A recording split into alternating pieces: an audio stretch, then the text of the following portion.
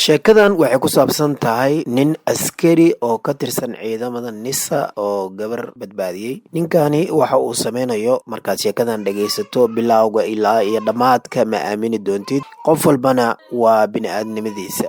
ninkan oo lagu magacaabi jiray cabdulle ayaa dowladda waxay u soo xil saaratay in uu ahaado askari dharcad ah oo ka howlgalo hotel ka mid ah hoteelada ku yaala magaalada muqdisho. maalin maalmaha ka mid ah hotelkaasi waxaa yimid gabar gacanta uu ka hayo nin taajir ahaa sida ka muuqato oo ku labisan suud madow oo doonayay gabadhaasi inuu hoteelka la seexdo. markii ay iswareysteen oo qolku bannaan yahay iyo waxyaabahaas ay ka wada hadleen ayaa gabadhii ookiyaalo madow ayay gashneed oo indhaheeda baarkeeda kore waxaa ku qornaya caawi. kadibna ookiyaalaha ayay iska siibtay oo indhaha ayay isku laabtay iyadoo tusayso wiilka meesha fadhiya. ma aysan ogeyn gabadhan inuu wiilkan uu ka tirsan yahay ciidamada nisa, si oo raganimadiisa iyo maadaama uu nin raga u yahay ayay islahayd ha ku caawiyo oo ninkan wuxuu kuu samayn karaa kuu sameeyo. isla markiiba wuxuu la soo baxay aqoonsigiisii sharciga inuu yahay nin askari oo ka tirsan ciidamada nisa, wuxuuna ku yiri ninka gacanta ka hayay gabadhan dacwo ayaan u haystaa oo kiis ayaan u haystaa. isla markiiba katiinad ayuu gacmaha uga dhijiyey wuuna la dhaqaaqay. ninkii ayaa qayliyey oo yiri gabadha waa xaaskayga, sidee u wadanaysaa, miyaad waalate? markaasuu yiri dacwo ayaa jirto, saldhiga ugu imaaw. kadibna qol ayuu la galay wuxuuna bilaabay inuu wareysto. waxay uga warantay arrintii tiri